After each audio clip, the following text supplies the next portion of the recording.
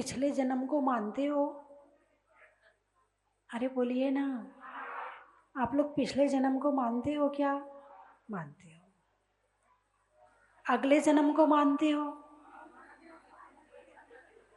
एक तो हो गया जो पीछे और एक हो गया अगला, तो अगले जन्म को मानते हो?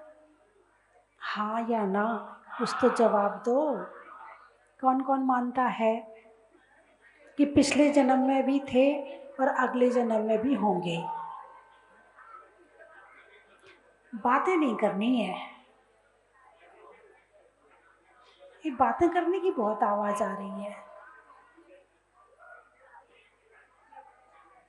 शांति शांति। पिछले जन्म को मानते हो?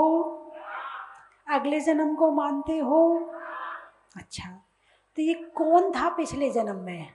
ये शरीर था या क्या था? कौन था? यही शरीर था क्या पिछले जन्म में? नहीं, तो क्या था? आत्मा थी। और अगले जन्म में आत्मा रहेगी और ये शरीर। अरे बोलिए ना, पिछले जन्म में कुछ था क्या?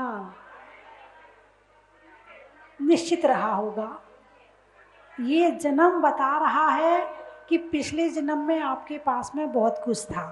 तो जो ये पिछले जन्म में था, इस जन्म में है और अगले जन्म में रहेगा, उसका नाम क्या है?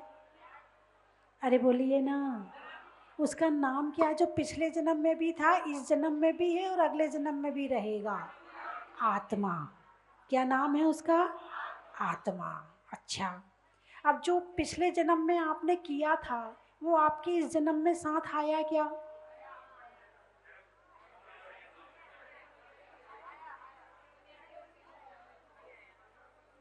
क्या आया? धर्म। धर्म साथ में आया। दो चीज आती हैं साथ में, पुण्य और पाप। अच्छा भी आता है, बुरा भी आता है ना? तो पिछले जन्म का साथ क्या आया? प्रॉपर्टी नहीं आई, मकान नहीं आया, दुकान नहीं आई, कुछ भी नहीं आया। क्या आया? जो आपने उसको निमित्त बना करके और आपने जो कर्म किया था वो कर्म साथ में आया। और ऐसे ही अभी होगा, जो कुछ हम कर रहे हैं उसका सॉफ्ट रूप हो जाएगा, सॉफ्टवेयर, उसका सॉफ्टवेयर बन जाएगा। फिर वो सॉफ्टवेयर अगले जन्म में साथ जाएगा, फिर उसका वहां प्रिंट आउट निकल के आएगा। प्रिंट आउट जानते हो? ये मकान क्या है? प्रिंट आउट है। दुकान क्या है? प्रिंट आउट है। सोना चांदी क्या है? प्रिंट आउट है ना? ये कपड़े लत्ते क्या हैं? प्रिंट आउट है। और ये जो बाल बच्चे हैं, बाल बचे नहीं, नहीं तो बाल के नाम से अपने सिर के बाल को याद करने लगो। बाल बचे, बाल बच्चे नहीं, बाल यानी छोटे, बच्चे यानी छोटे बच्चे या आपके बच्चे। तो जो बाल बच्चे हैं ये भी क्या है? प्रिंट आउट है। क्या है? ये भी प्रिंट आउट है। अब इस जन्म में इन सब को निमित्त बना करके आप जो कर्म कर रहे हो, अथवा देव शास्त्र गुरु को निमित्त बना करके जो धर्म कर रहे हो, ये सॉफ्टवेयर के रूप में साथ जा रहा है और अगले जन्म में प्रिंट आउट के रूप में निकल आएगा।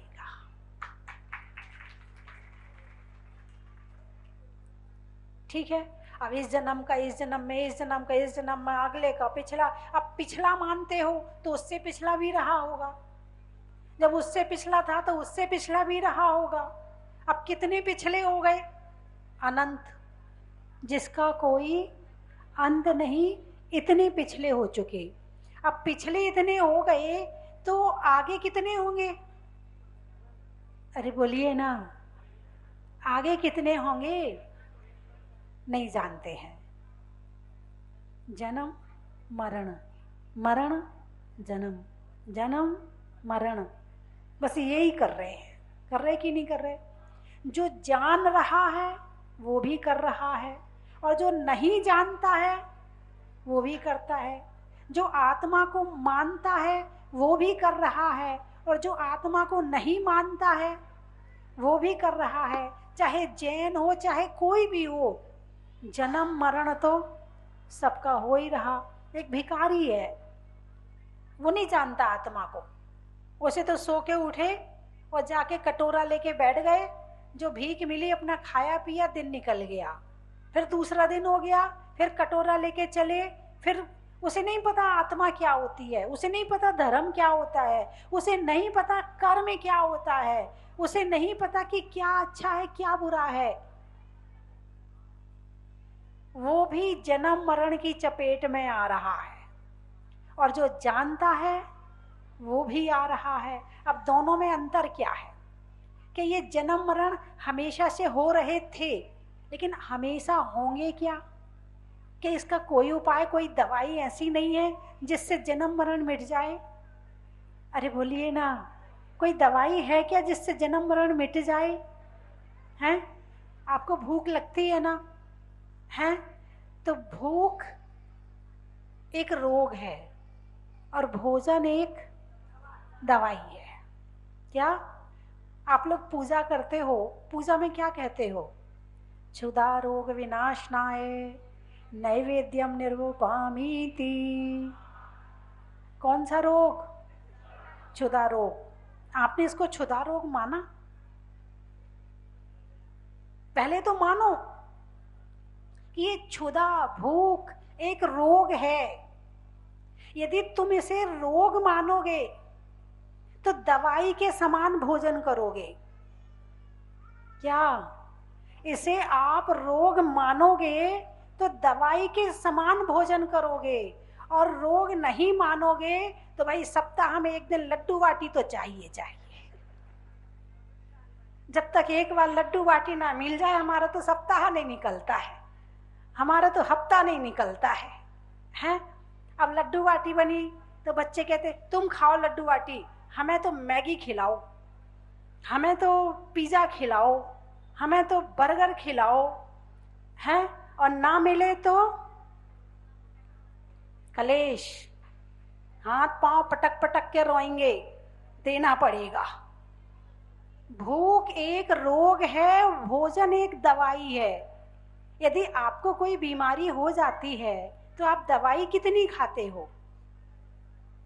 डॉक्टर कहता है दिन में 3 बार दवाई खाना, ये 2-2 गोलियां खाना। तो आप कितने बार खाते हो? जब तक बीमारी होती है तब तक तो भाई ठीक है, डॉक्टर साहब ने कहा तो 3 बार तो ले ही लो। वो जरा सी बीमारी कम हुई फिर 2 टाइम हो जाती है, और उसके बाद भूलने भी लगते, दवाई खाने ही भूल जाते हैं। डॉक्टर ने कहा था जरूर खा लेना, भूल ही जाते हैं, बीमारी ठीक हो गई ना, है ना? तो अब ये जो क्षुधा रोग है ये ठीक कैसे होगा? 18 दोषों में पहले दोष का नाम है क्षुधा, यानी भूख। तो इस भूख का जो इलाज है वो खाना है क्या? खाना है। भूख लगती है, खाया, ठीक हो गया, ठीक है भाई, पेट भर गया, ठीक हो गया। दोबारा कभी भूख लगी नहीं लगी? एक बार भोजन किया तो दोबारा भूख लगी कि नहीं? लग गई। अच्छा, तो कैसे ठीक हो गया? फिर शाम को फिर चाहिए, फिर रात में फिर चाहिए, सो के उठ के फिर चाहिए, फिर दोपहर में फिर चाहिए, जितने बार मिल जाए उतने बार चाहिए, और ना मिले तो कलेश। किसी का उपवास हो और उस दिन यदि समोसा कचौड़ी बन जाए घर में, आज ही बनाना था, आज हमारा उपवास है, आज ही बनाना था। अरे बोलिए ना, गुस्सा आता नहीं आता? एक काम करना, हमारे नाम की निकाल के रख देना, खत्म मत करना। हाँ, कल हम पालना करेंगे तो हम इसी से करेंगे। आज क्या है? उपवास है और पालना की तैयारी हो गई। अभी आपने क्षुधा को रोग माना ही नहीं है। जिस दिन क्षुधा को रोग मानोगे उस दिन तुम्हारे उपवास व्रत शुरू हो जाएंगे। इस क्षुधा रोग की बीमारी का इलाज दिन भर खाना नहीं है, इस क्षुधा रोग की बीमारी का इलाज है त्याग। इसीलिए मुनिराज 24 घंटे में एक बार आहार लेते हैं। ये है इसका इलाज, ये है दवाई के समान खाना। यदि आप एक बार भोजन करते हो, दवाई कितने बार खाते हो? एक बार खा ली बहुत है, और ज्यादा हो जाए तो 2 बार खा लो भाई। भाई ठीक है, बस इससे तो काम चल ही सकता है। ठीक है, तुम गर्मी में मेहनत करते हो, भागते हो, दौड़ते हो, तुम्हारे शरीर को आवश्यकता होती, 2 बार खा लो। बीमार हो गए, चलो भाई डॉक्टर ने कहा थोड़ा थोड़ा खाना, तो 3 बार खा लो। 1 बार खाए योगी, 2 बार खाए भोगी, 3 बार खाए रोगी, और जो बार बार खाए उसकी निश्चित जल्दी मृत्यु।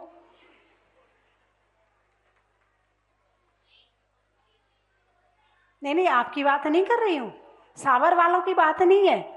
जो मेरी बात सुन रहा ना, माता जी मुझे आंख दिखा रही हैं, ऐसे मत कहो। नहीं, सावर वालों की बात नहीं, तो कहीं और की बात है।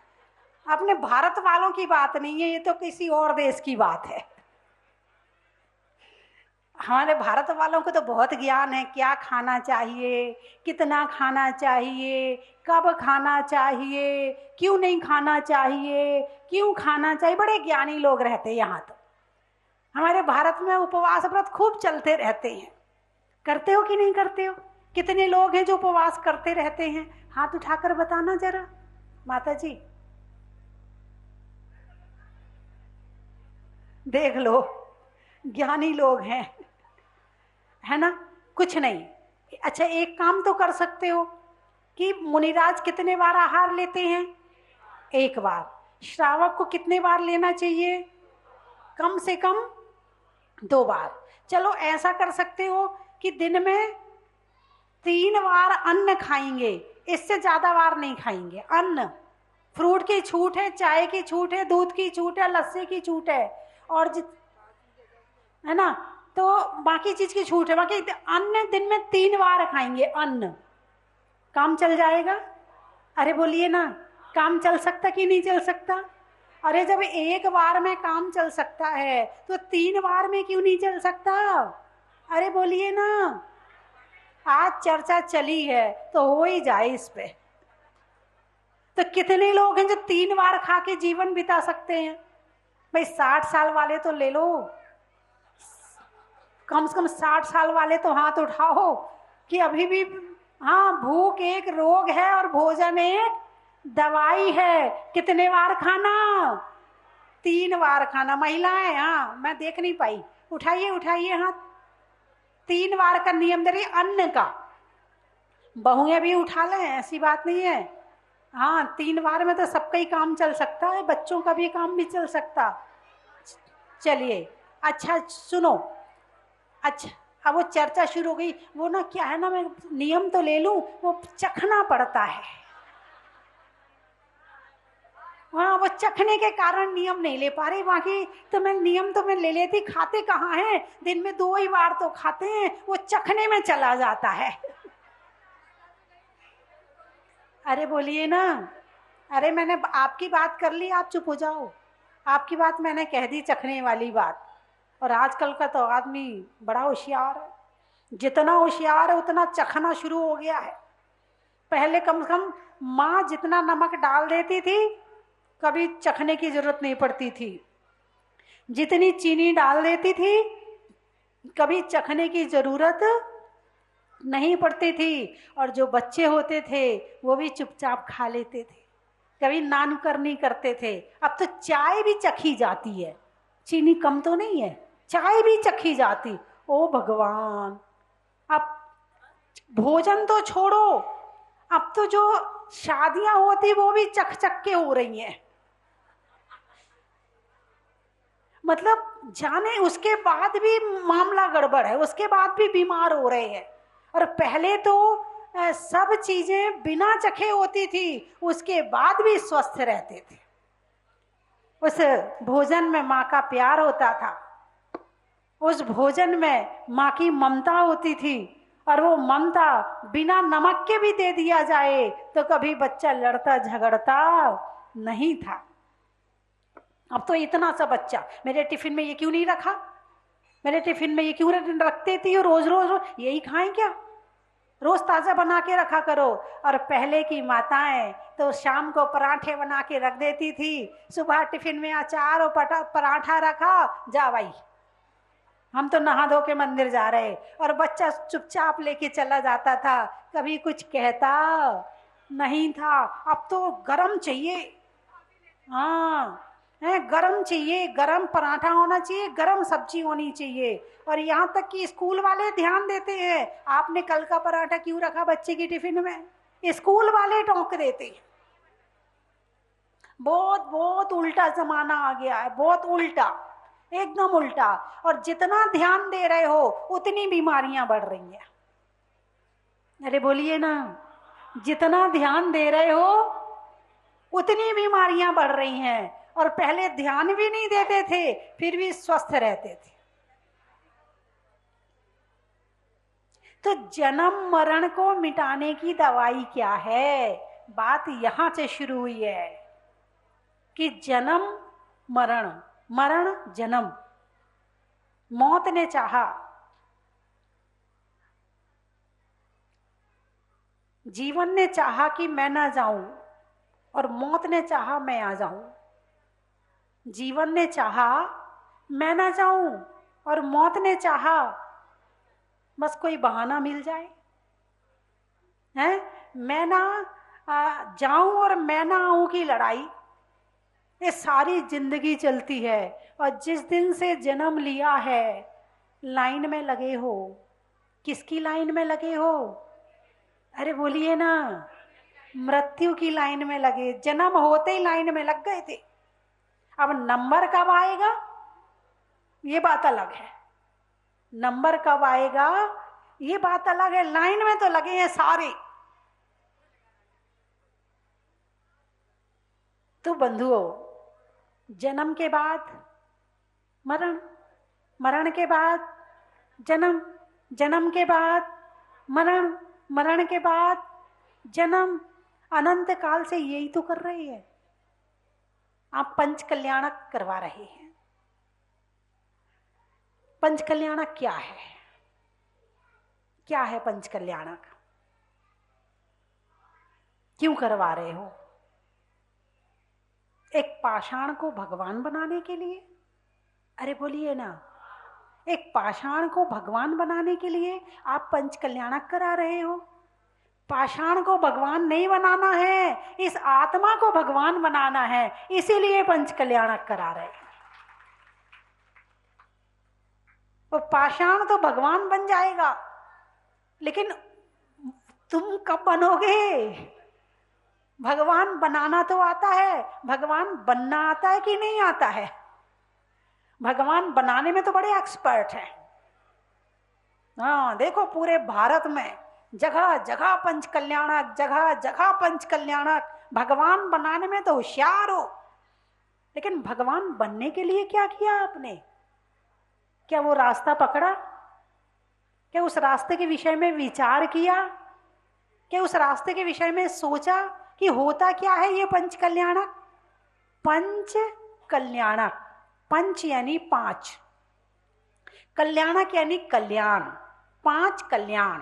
किसके? अरे बोलिए ना, भगवान के। तो रविंद्र जैन ने एक भजन लिखा है, तेरे पांच हुए कल्याणी प्रभु, एक बार मेरा कल्याण कर दे। कितनी अच्छी बात कही है, कर दे। अब यहां दे वाला नहीं होगा, यहां ले वाला होगा, कर ले। तेरे तो पांच कल्याण हो गए, अब मैं भी अपना कर लूं। ये पंच कल्याणक होते हैं, अपनी आत्मा को परमात्मा बनाने का निमित्त है। प्रतिमा तो प्रतिष्ठित हो जाएगी, मंदिर में विराजमान हो जाएगी, मगर उससे तुम्हें क्या मिला? एक पाषाण को तुमने भगवान बना दिया, तुम्हें क्या मिला? तुम्हारा तो खर्चे ही हुआ और क्या हुआ? अरे बोलिए ना, तुम्हारा तो खर्चे ही हुआ और क्या हुआ? तुम्हें क्या मिला? तुम्हारा रास्ता प्रशस्त हुआ कि नहीं हुआ? तुम्हें मोक्ष का मार्ग मिला कि नहीं मिला? यदि नहीं मिला, केवल बैंड बाजे तक ही सीमित रह गए, तो फिर तो वो समुद्र होता ना, समुद्र, समुद्र की गहराई में रत्न होते हैं और समुद्र के ऊपर ऊपर कचरा होता है। जितना ये दुनिया भर का कचरा होता ना, वो सारा समुद्र में जाके गिरता है। तो जो ऊपर ऊपर होता है वो कचरा होता है, और जो नीचे जाता है उसे रत्न मिलते हैं। तो समझना कि हमने ऊपर ऊपर ही तो कर लिया पंच कल्याणक। भगवान का तो कल्याण पहले ही हो चुका, उनका क्या कल्याण करोगे आप? अरे बोलिए ना, भगवान के आप क्या पंच कल्याणक करोगे? उनका कल्याण तो हो चुका, वो तो मोक्ष में जाके विराजमान हो चुके। अब ये पंच कल्याणक जो हो रहे हैं वो हमारे अपने लिए हो रहे हैं, हमारी संयम साधना के लिए हो रहे हैं, हमारे ज्ञान के विकास के लिए हो रहे हैं, हमारी भावों की विशुद्धि के लिए हो रहे हैं, हमारी आत्मा की पवित्रता के लिए हो रहे हैं, और हमें धर्म के मार्ग में आगे बढ़ाने के लिए हो रहे हैं। ये पंच कल्याणक हमारे लिए हो रहे हैं, मतलब माता जी के लिए, अच्छा महाराज जी के लिए। अरे बोलिए ना, किसके लिए हो रहे हैं पंच कल्याणक? अरे कुछ तो बोलो। युवा वर्ग बोलेगा, बहुत मेहनत कर रहा है, थोड़ा तो कल्याण हुआ? हुआ भी नहीं हुआ? अभी नहीं हुआ, कब होगा? जब पूरे पंच कल्याण हो जाएंगे तब। चलो मैं बाद में पूछ लूंगी कितना कल्याण हुआ है। और राजस्थान में तो जन्म कल्याणक पे भीड़ होती है, एमपी में तप कल्याणक पे भीड़ होती है, और राजस्थान और यूपी में जन्म कल्याणक पे भीड़ होती है। कुछ इसका कारण समझा आपने? जन्म कल्याणक राग का प्रतीक है और तप कल्याणक वैराग्य का प्रतीक है। इसका मतलब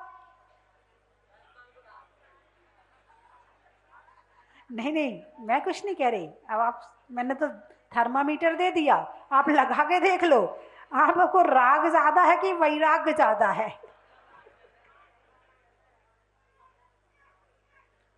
तो जन्म और मृत्यु, जन्म से ले गर्भ से लेकर और मोक्ष तक की जो कहानी है वो पंच कल्याणक है।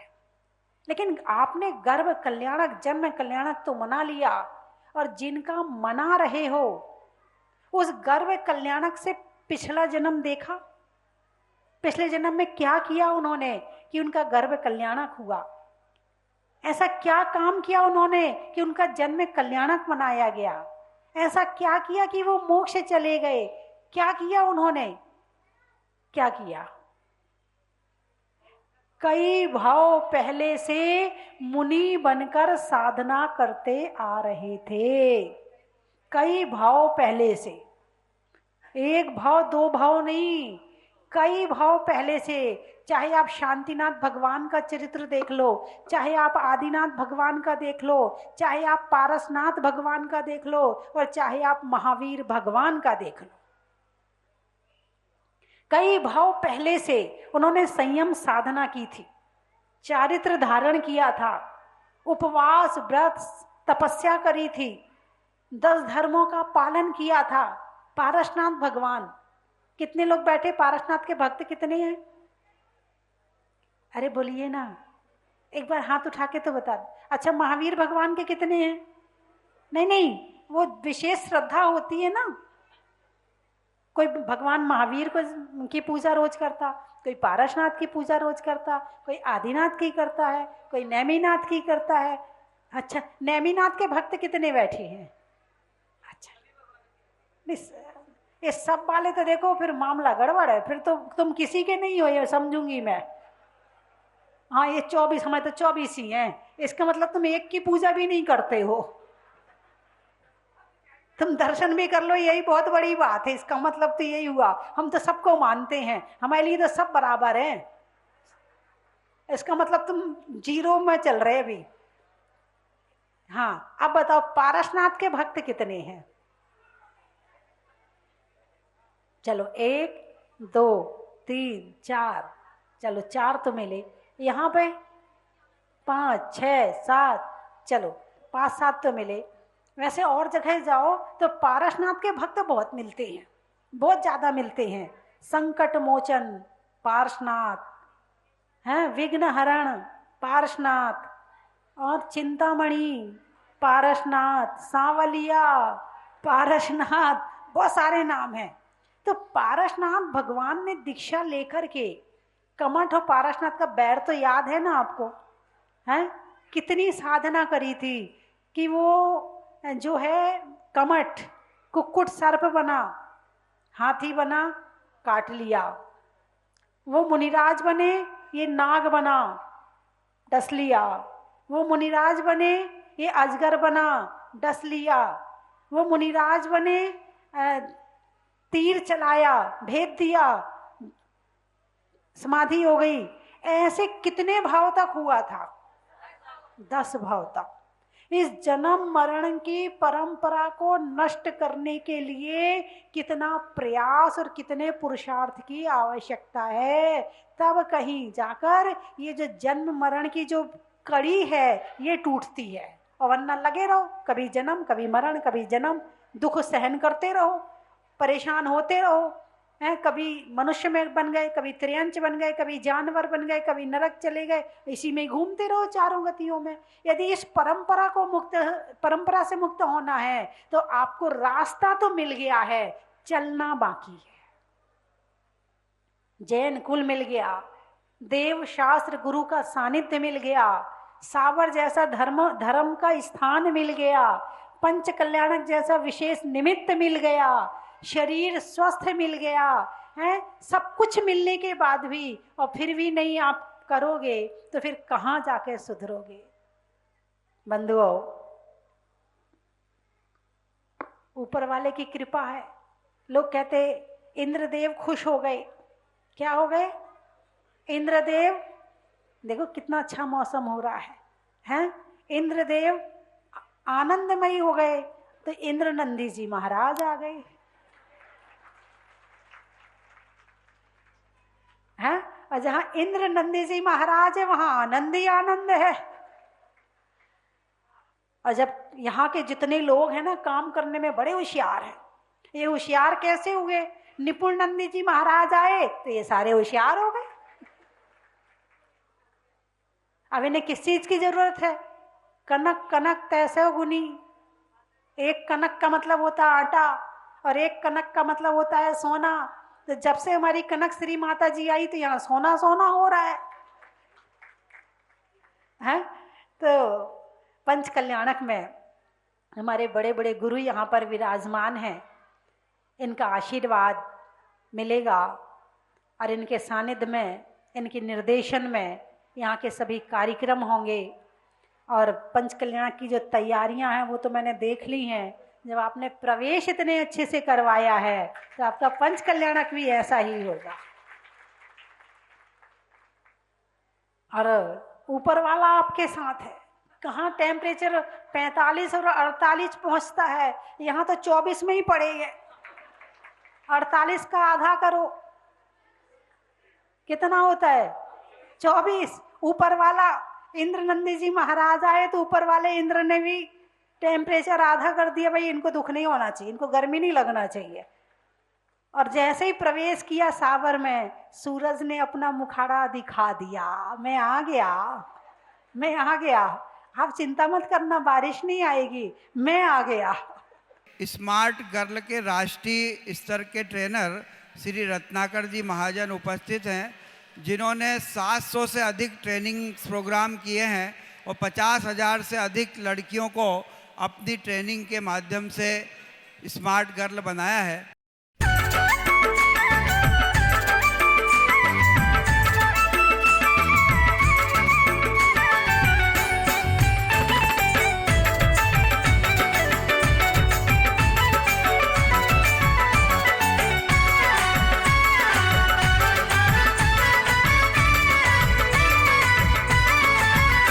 कभी पर्वत सा वजन बढ़ाते हैं, कभी हल्के हो जाते हैं। कभी पर्वत सा वजन बढ़ाते हैं, कभी हल्के हो जाते हैं। अपने भक्तों का मान बढ़ाते हैं, पल में हल्के हो जाते हैं। अपने भक्तों का मान बढ़ाते हैं, पल में हल्के हो जाते हैं। जय मुनि सुव्रत नाथ की, जय मुनि सुव्रत नाथ की, जय मुनि सुव्रत नाथ की, जय मुनि सुव्रत नाथ की। जय मुनि सुव्रत नाथ की, जय मुनि सुव्रत नाथ की, जय मुनि सुव्रत नाथ की, जय मुनि सुव्रत नाथ की।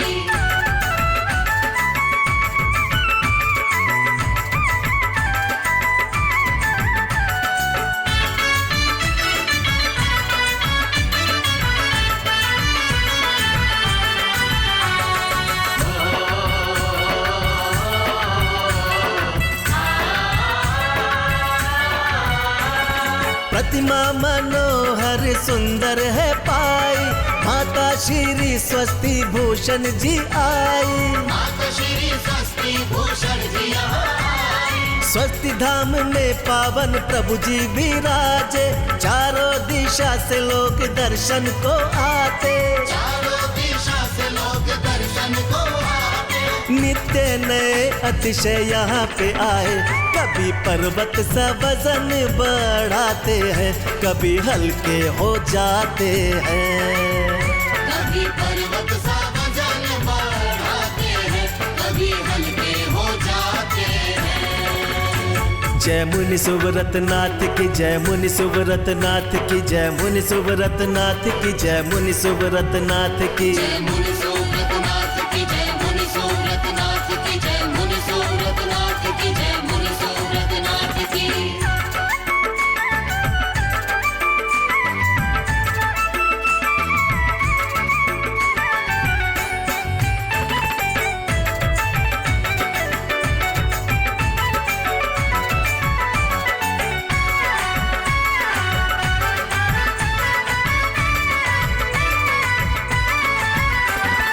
एक बार देखोगे जीना भरेगा, बार बार देखोगे फिर जी करेगा।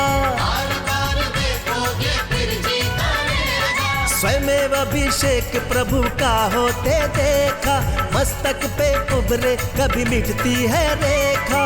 मस्तक पे उभरे कभी मिटती है रेखा। 20वें भगवान के मैं तो गाँव तराने, कभी पर्वत सा वजन बढ़ाते हैं, कभी हल्के हो जाते हैं। कभी पर्वत सा वजन बढ़ाते हैं, कभी हल्के हो जाते हैं। अपने भक्तों का मान बढ़ाते हैं, पल में हल्के हो जाते हैं। अपने भक्तों का मान बढ़ाते हैं, पल में हल्के हो जाते हैं।